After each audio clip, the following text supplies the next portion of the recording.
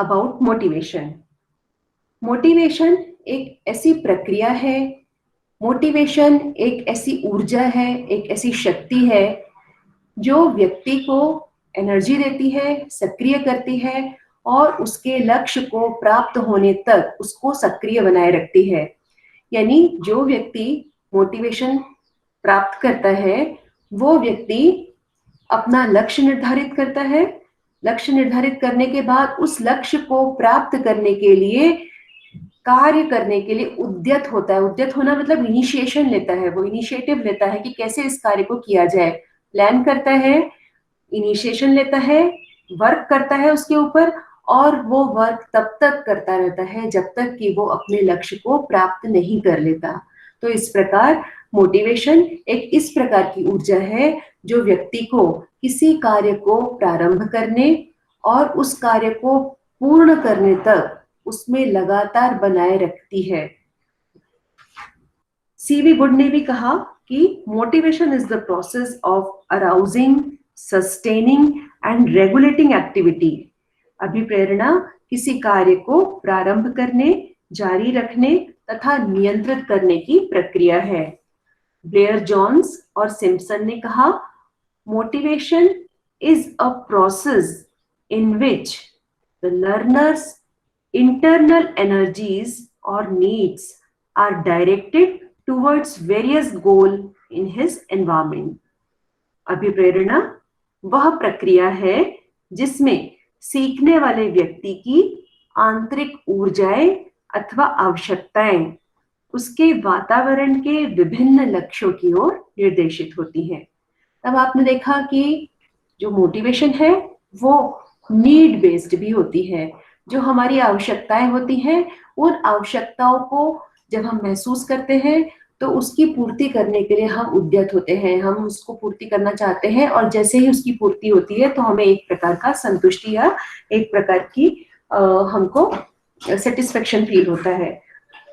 जो अभिप्रेरित व्यवहार होता है, मोटिवेटेड बिहेवियर होता है, उसकी अपनी कुछ कैरेक्टरिस्टिक्स होती हैं। क्या कैरेक्टरिस्टिक्स होती हैं? Number 1, the person who is motivated feel more energize. वो बहुत अधिक शक्ति या बहुत अधिक ऊर्जा ऐसी महसूस करता है जो कि सामान्य दशाओं से अलग होता है। फिर जब मोटिवेशन किसी भी व्यक्ति में किसी भी प्रकार का जब मोटिवेशन होता है तो उसके अंदर एक खिंचाव सा उत्पन्न होता है। तो this is a type of affective arousal. एक भावात्मक उत्तेजना होती है जो उसको एक प्रकार से उसके अंदर मानसिक तनाव उत्पन्न करती है और उस टेंशन को दूर करने के लिए प्राणी क्रियाशील होता है, एक्टिव होता है और उसके बाद वो जब कार्य करता है, उस कार्य करने से उसको एक प्रकार का इंसेंटिव या एक प्रकार का मोटिवेशन प्राप्त होता है और सेटिस्फेक्शन मिलता है। तो इस प्रकार नीड्स जो है वो भी मोटिव्स का काम करती हैं। दूसरा होता है कि व्यक्ति जो है लगातार गतिशील बना रहता है। मोटिवेशन में व्यक्ति को लगातार गतिशील या निरंतर गति करने लायक बनाने की एक उसमें शक्ति होती है। जैसे कि जब व्यक्ति किसी कार्य करने के लिए प्रेरित होता है या मोटिवेटेड होता है तो उस कार्य को जब तक वो पूर्ण रूप से प्राप्त नहीं करता तब तक वो लगातार कार्य करता रहता है। तो इस प्रकार वो गतिशील रहता है। फिर उसका जो बिहेवियर होता है that is more selective. More selective मतलब जिन चीजों से उसकी आवश्यकताओं की पूर्ति होती है वो केवल उन्हीं प्रकार के बिहेवियर्स को करता है जिससे कि उसकी नीड्स फुलफिल हो जाए। जो नीड अगर उसके लिए मोटिव का काम कर रही है तो उस नीड को ही, पर्टिकुलर नीड को ही फुलफिल करने के लिए उसके बिहेवियर्स होते हैं। जैसे उदाहरण के लिए भूख एक प्रकार का मोटिव है, नीड बेस्ड मोटिव है। तो भूख लगने पर व्यक्ति सिर्फ वही कार्य करेगा, वही सिलेक्टिव बिहेवियर करेगा जिससे उसकी भूख प्रकार के मोटिव सेटिस्फाई होती है। फिर अब जो मोटिवेशंस होते हैं ये लगातार चेंज भी होते रहते हैं। जब एक मोटिव जो है व्यक्ति को एक प्रकार के कार्य करने के लिए फोर्स करता है और जब व्यक्ति उस कार्य को कर लेता है और सेटिस्फाइड हो जाता है तो अगला मोटिव क्रियाशील हो जाता है। फिर ये गोल ओरिएंटेड होते हैं। हमेशा ही मोटिव्स एक लक्ष्य की ओर निर्देशित करते हैं। बिना लक्ष्य से के मोटिवेशन का कोई रोल नहीं होता। मोटिवेशन हमेशा गोल ओरिएंटेड होते हैं। मोटिवेटेड बिहेवियर्स हमेशा गोल ओरिएंटेड होते हैं। जो मोटिवेशन होता है इसका एक अपना साइकिल होता है। इसकी साइकिल को हम इस प्रकार समझ सकते हैं कि सबसे पहले व्यक्ति को जो मोटिव्स होते हैं वो किसी नीड के रूप में, किसी आवश्यकता के रूप में दिखाई देते हैं, और वो नीड को फुलफिल करने के लिए जब ये नीड उत्पन्न होती है तो नीड व्यक्ति के अंदर एक प्रकार का तनाव उत्पन्न कर देता है, और वो तनाव व्यक्ति को एक गोल डायरेक्टेड बिहेवियर करने के लिए उद्यत करता है, और फिर उस प्रकार का व्यवहार करके व्यक्ति वो सारी चीजें प्राप्त करना चाहता है जिससे कि उसकी उस नीड की पूर्ति हो सके। वो इंसेंटिव्स कहते हैं। जैसे कि यहाँ पर भूख जो है एक प्रकार का नीड है और ड्राइव भी है, और उसके माध्यम से जो तनाव उत्पन्न होता है, जो जो भूख के रूप में जो टेंशन होती है, उसके लिए व्यक्ति भोजन प्राप्त करने के लिए क्रियाशील होता है, और जो भोजन उसको मिल जाता है तो भोजन is a type of incentive. तो वो इंसेंटिव प्राप्त करने के बाद उसको सेटिस्फेक्शन मिलता है। इसको हम क्लासरूम सिचुएशंस में इस प्रकार से देख ले सकते हैं। कुछ स्टूडेंट्स होते हैं, वे कक्षाओं में अपने अपने लक्ष्य निर्धारित करते हैं। सब अपने अपने अकॉर्डिंग नीड्स होती है उनकी। जैसे मान लीजिए कोई व्यक्ति है, वो चाहता है कक्षा में फर्स्ट आए, तो अगर ये वो अपना लक्ष्य निर्धारित करता है तो फर्स्ट आने के लिए वो विभिन्न प्रकार की क्रियाएं उत्पन्न कर देता है। उसके अंदर एक मानसिक तनाव उत्पन्न होता है कि परीक्षाओं में किस प्रकार का वो अच्छा प्रदर्शन करे, और उसके बाद जब वो परीक्षा फल के रूप में सर्वश्रेष्ठ प्रदर्शन करता है तो वो उसको एक इंसेंटिव के रूप में प्राप्त होता है, और इस तरह से उसकी नीड जो है वो या मोटिव उसका सेटिस्फाई होता है।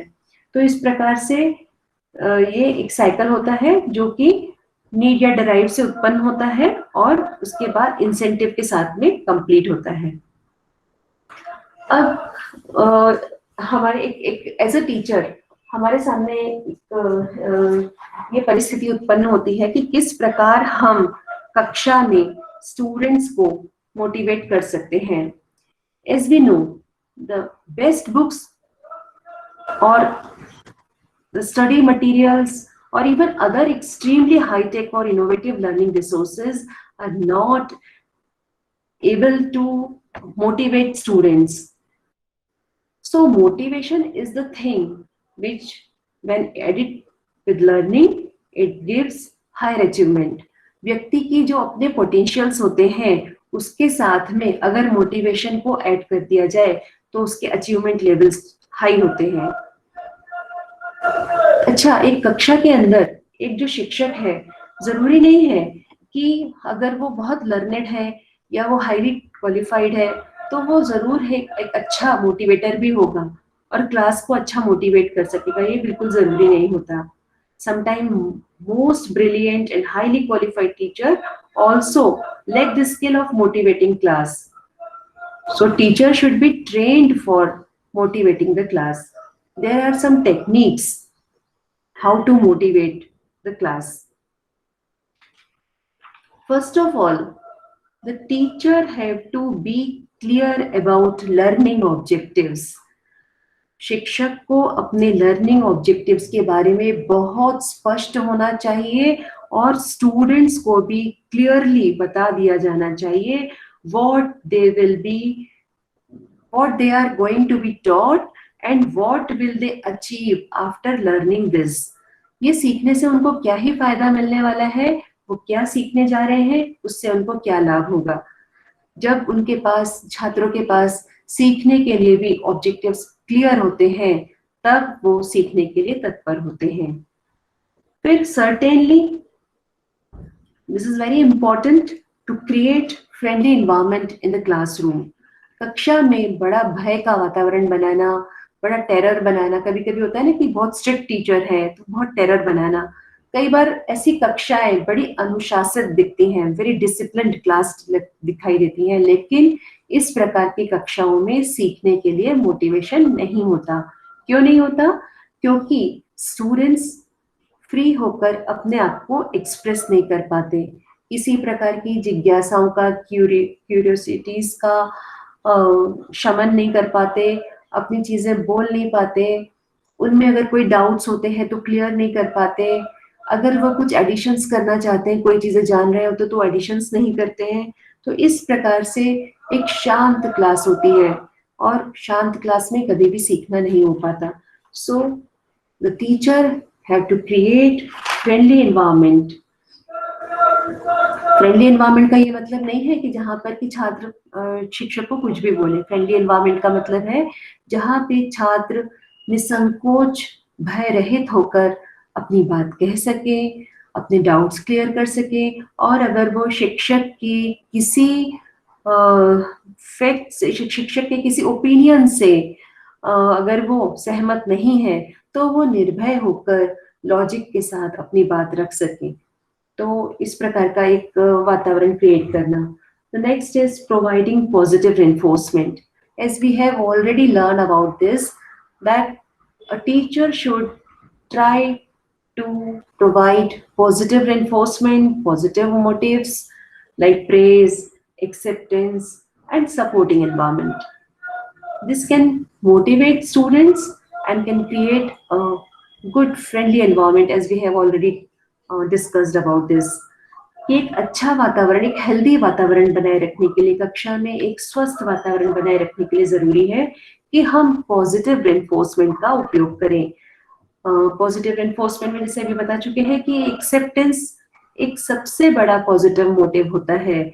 स्टूडेंट्स टीचर के एक्सेप्टेंस चाहते हैं, तो टीचर भिन्न भिन्न प्रकारों से उनको अपनी एक्सेप्टेंस दे सकता है। उनके साथ में एक बॉन्ड, अच्छा बॉन्ड बनाकर रखना, उनकी अच्छे कार्यों की प्रशंसा करना, और सभी स्टूडेंट्स का पार्टिसिपेशन हो इसका ध्यान रखना, अनबायस्ड होना, ये ऐसे बहुत सारी चीजें हैं जो एक प्रकार से स्टूडेंट्स को पॉजिटिव रिइंफोर्समेंट देते हैं, एक कक्षा में हेल्दी एनवायरनमेंट क्रिएट करते हैं। Then sharing belief in their students. हम अपने बच्चों में विश्वास रखते हैं, इस प्रकार का एक वातावरण होना चाहिए। बच्चों में इस बात का संकेत होना चाहिए कि टीचर उन पर विश्वास रखते हैं, उनके कार्यों को एक्सेप्टेंस देते हैं और उनको विभिन्न प्रकार की जिम्मेदारियां सौंपते हैं। So providing responsibilities to the students and praising their all good efforts is also a very good technique to motivate the students in the classroom. कक्षा में बच्चों को, विभिन्न प्रकार के बच्चों को, जैसे हम जानते हैं ना कि हमारी कक्षाएं में इंडिविजुअल डिफरेंसेस होते हैं, और हर स्टूडेंट्स में कुछ ना कुछ पोटेंशियल्स होते हैं जो उनके अपने यूनिक होते हैं। तो उनकी उन कैरेक्टरिस्टिक्स को जानकर, उनके उन पर्सनालिटी ट्रेट्स को जानकर, और उनको उनके गुणों के आधार पर जिम्मेदारियों को सौंपना, और उनके द्वारा किए गए कार्यों की प्रशंसा करना, उनको गाइड करना, जहां पर उनकी गलतियां हो उनको दिखाना, सिखाना, और जहां उन्होंने सुधार किया, जैसे ही उन्होंने सुधार किया उन सुधारों की भी प्रशंसा करना। इस प्रकार के कार्यों से स्टूडेंट्स मोटिवेट होते हैं सीखने के लिए, आगे बढ़ने के लिए। If anything done wrong by the students, then teacher should reason out why it is wrong and tell him how to do it right. और जब वो इस प्रकार का सही करता है तब उसकी प्रशंसा की जानी चाहिए। तो इस प्रकार से जैसे अगर किसी बच्चे से कोई चीजें गलती हो जाती है तो शिक्षक हमेशा उनकी निंदा करना शुरू कर देते हैं, तो जिससे बच्चे में भय बैठ जाता है और वो आगे कुछ भी काम करने के लिए आगे नहीं बढ़ता। तो इस प्रकार उसको डांटने की जगह, निंदा करने की जगह, उसकी गलतियों को दिखाकर, बताकर, और कैसे इसको ठीक किया जा सकता है ऐसी राह दिखानी चाहिए और उसको मोटिवेट करना चाहिए। Then creating healthy competition among students. अगर स्वस्थ प्रतियोगिताएं, स्वस्थ शब्द इस्तेमाल किया है, इसका ध्यान रखिएगा। When we use healthy competitions among students, they try to work hard to come first. वे उसमें आगे बढ़ने के लिए प्रोत्साहित होते हैं। कोशिश करनी चाहिए कि इस प्रकार की चीजें ग्रुप एक्टिविटीज के माध्यम से की जाए, क्योंकि जब ग्रुप एक्टिविटीज के माध्यम से हम करते हैं तब छात्रों में democratic values, social values develop होते हैं। साथ में काम करना, उनमें कोऑर्डिनेशन, कोऑपरेशन, टॉलरेंस, इस तरह की चीजें सीखने को मिलती हैं। एक बात ध्यान रखनी चाहिए कि रिवॉर्ड नॉट पनिशमेंट। छात्रों को पॉजिटिव एनफोर्समेंट देने हैं, नेगेटिव नहीं। And promoting there group work. अगर छात्र ग्रुप में काम करते हैं तो उनके ऐसे कार्यों को हमेशा ही उनको प्रशंसा करनी चाहिए, उनको आगे बढ़ाना चाहिए इस बात के लिए। फिर कुछ चीजें हैं जैसे कि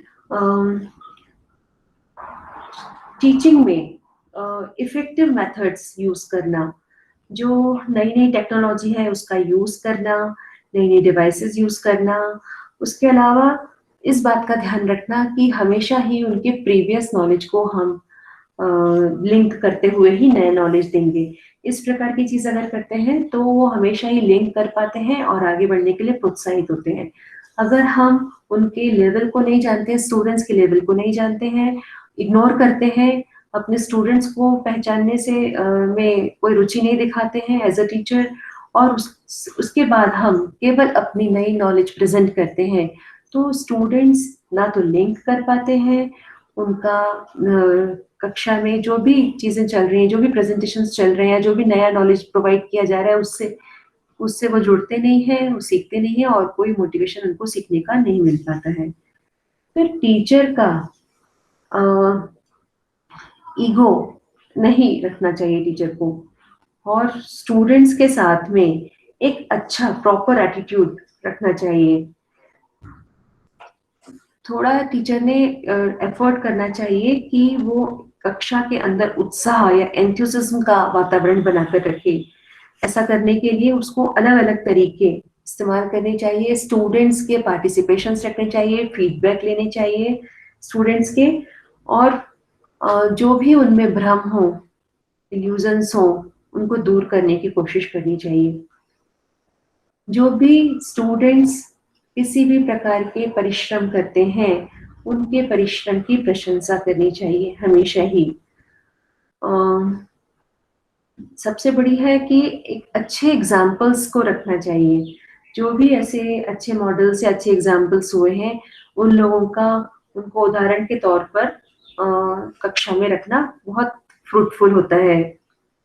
फिर जैसे अभी बताया था आपको कि एफिलिएशन और अप्रूवल, ये दो बहुत स्ट्रॉन्ग मोटिव होते हैं। जब कोई भी लर्नर किसी भी क्लास का जब वो पर्टिकुलर मेंबर होता है, तो क्या होता है कि वो अपनी जो भी उसकी एबिलिटीज होती हैं, जो भी उसके पोटेंशियल्स होते हैं, उसके अकॉर्डिंग वो आपस में स्टूडेंट्स के साथ में घुल मिलकर और अपनी चीजें एक्सप्रेस करता है। तो उनके विचारों को मान्यता देना, उनके एक्सेप्ट करना, एक्सेप्टेंस मिलना, इस प्रकार से बहुत जरूरी होता है। अगर हम पर्टिकुलर किन्हीं छात्रों को बार बार किसी उसके एक्सप्रेशंस पर उसको हम हमेशा ही उसका विरोध करते हैं, एज अ टीचर हम विरोध करते हैं, तो छात्रों में उस टीचर के प्रति एक प्रतिद्वंदिता या वैर का भाव भर जाता है। और ऐसे टाइम पर जब भी उसकी कक्षा शुरू होती, प्रारंभ होती है, तो छात्र आज हम क्या सीख रहे हैं इसके स्थान पर उसके मन में उस टीचर के प्रति ही आक्रोश भरा रहता है। और जब भी वो टीचर कुछ भी बोलता है तो वो कोई शब्दों पर ध्यान न देकर और हमेशा ही उसके विरोध में विचार करता है। तो इस प्रकार एक छात्र की सीखने की क्षमता घट जाती है। तो एक टीचर को चाहिए कि वो हमेशा ही स्टूडेंट्स के अंदर पनप रहे, इस प्रकार के भावों को समझे और उनको दूर करने का प्रयत्न करें। फिर जो एंजाइटी लेवल है उसको दूर करना, दिस इज वेरी इंपॉर्टेंट। कक्षा में कभी कभी छात्रों की एंजाइटी लेवल इतनी ज्यादा होती है कि उस कारण से उनका सीखना नहीं हो पाता है। तो स्टूडेंट्स को मोटिवेट करने के लिए ये भी जरूरी है कि अगर हम उनके एंजाइटी लेवल को दूर करते हैं और उनको बताते, कभी कभी आपने देखा होगा कि कुछ स्टूडेंट्स ऐसे होते हैं जो इंफीरियरिटी कॉम्प्लेक्स से ग्रसित रहते हैं, उनको लगता है कि ये हम नहीं कर सकते। तो स्टूडेंट्स को पहचानना, उनके इस प्रकार के कॉम्प्लेक्सेस को दूर करना, उनकी एंजाइटी को दूर करना, और उनको जो टीचिंग लर्निंग का जो ये क्रम चल रहा है उसमें वो उस धारा में, उस करंट में वो जुड़ सके और वो उनकी लर्निंग हो सके, इस प्रकार की कोशिश करना चाहिए। फिर दूसरा हमने आपको बताया था एक बहुत ही इम्पोर्टेंट कि aspiration level. Aspiration level is very important psychological force. प्रत्येक व्यक्ति में कुछ भी करने की एक चाह होती है, तो उसकी चाह का जो स्तर होता है that is called aspiration level, कि वो चाहता है कि वो इस प्रकार से इतने लेवल ये वो कर लेगा, ये वो करना चाहता है इस प्रकार से। लेकिन हर व्यक्ति का अपना एक पोटेंशियल या सामर्थ्य का भी स्तर होता है। पोटेंशियल लेवल और सामर्थ्य के स्तर, मतलब पोटेंशियल लेवल और एस्पिरेशन लेवल, इन दोनों का इस प्रकार का एक साइकिल होता है, एक इस प्रकार का होता है कि अगर स्टूडेंट का एस्पिरेशन लेवल हाई है लेकिन उसका पोटेंशियल कम है, तो ऐसे में जब भी वो प्रयास करता है और अपने एस्पिरेशन लेवल के अकॉर्डिंग अचीव नहीं कर पाता क्योंकि उसका पोटेंशियल लेवल कम है, तो ऐसे में हमेशा ही वो फ्रस्ट्रेटेड हो जाता है, फ्रस्ट्रेशन हो जाती है, क्योंकि बार बार असफलताएं मिलती हैं। असफलताएं इसलिए मिल रही है क्योंकि उसका एस्पिरेशन लेवल बहुत ऊंचा है जबकि उसका पोटेंशियल कम है। तो एक तो इसमें टीचर को चाहिए कि उसके पोटेंशियल को पहचान कर और कोशिश करे कि वो अपने एस्पिरेशन लेवल उसके अकॉर्डिंग सेट करे। दूसरी स्थिति होती है कि जब स्टूडेंट्स के पोटेंशियल्स तो बहुत लेवल हाई होते हैं लेकिन वो उनको पहचानते ही नहीं है, अपने पोटेंशियल्स को पहचान ही नहीं पाते हैं, और इस कारण से वो अपना एस्पिरेशन लेवल उनका काफी लो रहता है। और अगर एस्पिरेशन लेवल लो है तो वो उतना मेहनत ही नहीं करते, पोटेंशियल होने के बावजूद वो उतना वर्कआउट नहीं करते, उतनी मेहनत नहीं करते, सक्रिय नहीं होते, और जिस कारण से थोड़ा ही अचीव करके वो संतुष्ट रहते हैं। तो इस प्रकार उनके पोटेंशियल्स वेस्ट जाते हैं।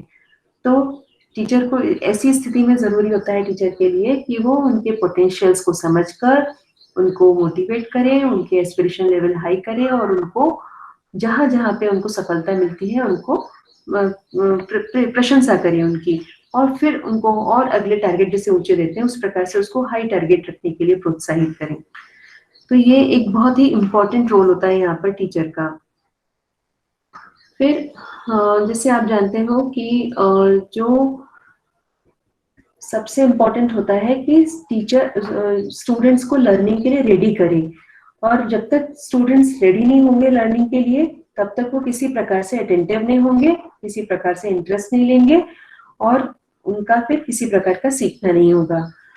तो मोटिवेट उन्हें करना चाहिए सबसे पहले कि वो अट्रैक्ट हो, मतलब सीखने के लिए तैयार कब होंगे, जब वो अट्रैक्ट होंगे। तो कक्षा में जो भी टीचिंग मटेरियल है उसको प्रेजेंट करते समय उसको इतना अट्रैक्टिव करना चाहिए ताकि छात्रों को पता लगे कि छात्र उसको सीखने के लिए तत्पर हो सके, रेडी हो सके। अब अट्रैक्टिव कैसे करेंगे? अट्रैक्टिव करने के भी कई सारे तरीके होते हैं। सबसे पहले तो कि हम उनको छात्रों की नीड से जोड़ दें। अगर जैसे आपने देखा ना, नीड सबसे बड़ा ड्राइव होता है, और ये नीड्स अगर छात्रों में अगर वो नीड होगी तो वो उसको प्राप्त करने के लिए खुद से उनमें मानसिक टेंशन होगा, मैं और उस टेंशन को दूर करने के लिए वो खुद से सक्रिय होंगे।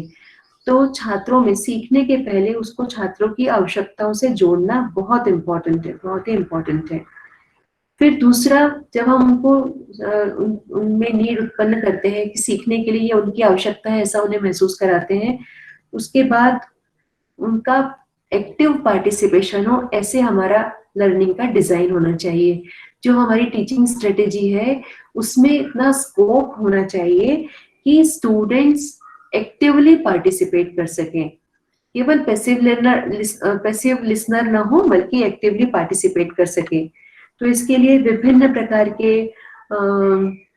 प्रोजेक्ट्स देना, प्रोजेक्ट असाइन करना, या कक्षाओं में लेक्चर के बाद में क्विज आयोजित करना, या कक्षाओं में छोटे छोटे ग्रुप बनाकर उन ग्रुप में डिस्कशंस आयोजित कर देना, या फिर उनको लिखने के लिए शॉर्ट नोट्स देना, या जैसे अगर आपने आज सीखा, आज का लेक्चर हुआ, तो इसमें से कौन सी 3 बातें हैं जो आपने इसके पहले नहीं जानी थी वो आपने सीखी, इस प्रकार उनको क्रम में लिखना, या 10 से 50 शब्द के अंदर, या कुछ भी ऐसे हम शब्द निर्धारित कर सकते हैं नीड के अकॉर्डिंग, उसमें आज का उन्होंने क्या महत्वपूर्ण सीखा है उसको लिखना, इस प्रकार से कर सकते हैं जिसमें कि छात्र सक्रिय रूप से भागीदारी करेंगे और इस भागीदारी करने से उनका सीखना हो जाएगा। कई बार देखा है कि छात्रों में इंटरेस्ट इसलिए नहीं होता क्योंकि उनका कोई पार्टिसिपेशन नहीं होता। तो अगर उनका पार्टिसिपेशन होता है तो अपने आप उनके अंदर रुचि या इंटरेस्ट भी डेवलप होने लगती है, और इंटरेस्ट डेवलप होता है तो वो मोर अटेंटिव होते हैं और उनका सीखना होता है। तो इस प्रकार से इम्पोर्टेंट है कि लर्निंग मटेरियल को नीड बेस्ड बनाए स्टूडेंट्स के लिए, ताकि वो सीखने के लिए रेडी होंगे और इससे जो सीखने का या टीचिंग लर्निंग का जो भी मॉडल या जो भी स्ट्रेटेजी बना रहे हैं उसमें उनका एक्टिव पार्टिसिपेशन हो, इस प्रकार की स्ट्रेटेजी हो, उनमें इंटरेस्ट क्रिएट करे, उनको अटेंटिव बनाए और स्पष्ट गोल हो, क्लियर और डेफिनेट गोल हो, ताकि वो अपने लक्ष्य खुद निर्धारित कर सके। जो पढ़ाई जाने वाली सामग्री है वो व्यवस्थित ढंग से ऑर्गेनाइज की हुई हो, तब वो उसको व्यवस्थित जान सकेंगे। फिर जो मेथड्स यूज किए जाए वो प्रॉपर हो, एनवायरमेंट पॉजिटिव हो और स्टूडेंट फ्रेंडली हो। विभिन्न प्रकार से स्टिमुलस दिया जाए, स्टिमुलस में वेरिएशन हो, छात्रों में ये लगे कि आज कुछ नया सीख रहे हैं, उन्हें कुछ जिज्ञासा हो सीखने के लिए, और व्यवस्थित ढंग से पुनः पुनः फीडबैक लिए जाए और दिए जाए। स्टूडेंट्स भी फीडबैक ले सके कि वो क्या सीख रहे हैं, कितना सीख पा रहे हैं, और टीचर्स को भी फीडबैक मिले।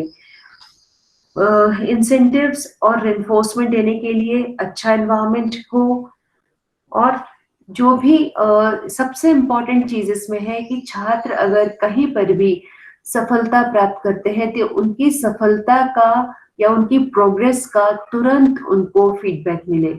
अगर प्रोग्रेस की नॉलेज तुरंत मिलती है तो एक अच्छा मोटिवेशन मिलता है आगे बढ़ने के लिए। अगर हम किसी चीज पर काम करते हैं और हमें तुरंत पता लगता है कि सही है कि गलत, तो हम सही होता है तो अगला करने के लिए तत्पर होते हैं, गलत होता है तो कहाँ गलत है ये देखकर उसको सीखने के लिए तत्पर होते हैं। तो knowledge of progress, this is very important technique to motivate the students to learn. फिर चिंता, फ्रस्ट्रेशन, ये सब दूर करके भी हम स्टूडेंट्स की काउंसलिंग करके भी स्टूडेंट्स की मदद कर सकते हैं, सीखने के लिए मोटिवेट कर सकते हैं। उनको एफिलिएशन और अप्रूवल देकर भी हम उनको मोटिवेट कर सकते हैं सीखने के लिए। ग्रुप डायनामिक्स के द्वारा, ग्रुप बिहेवियर्स के द्वारा उनमें group values, democratic values, social values develop कर सकते हैं, और उनको उनके अंदर स्वस्थ प्रतियोगिताओं के निर्माण द्वारा भी हम उनको मोटिवेट कर सकते हैं। इस प्रकार आपने आज सीखा कि मोटिवेशन क्या है, मोटिवेशन का साइकिल क्या है, और किस प्रकार से हम कक्षा में एज अ टीचर कक्षा में अपने स्टूडेंट्स को मोटिवेट कर सकते हैं।